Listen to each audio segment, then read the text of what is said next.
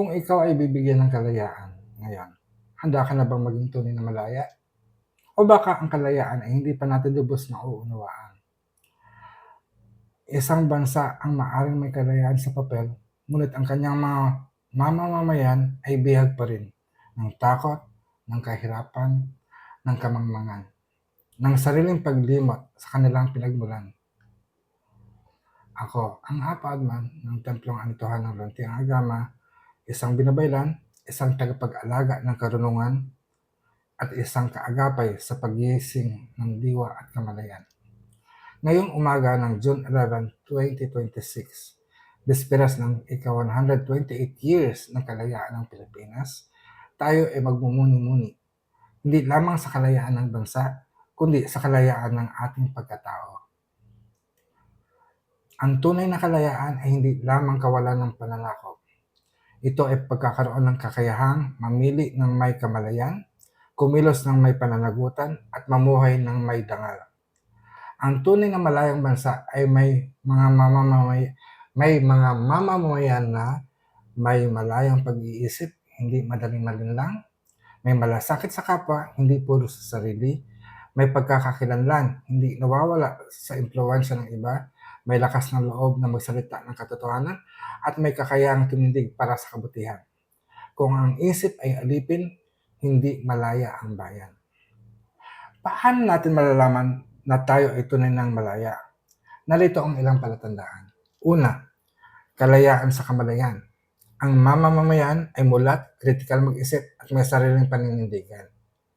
Ikalawa, may kalayaan mula sa takot. Walang pangambas sa pagsasalita ng katotohanan. Ikatlo, katarungan na umaagos. Ang batas ay pantay para sa lahat, mayaman man o mahirap. Ikaapat, sistemang naghahain, hindi naghahari. Ang leader ay lingkod, hindi hari.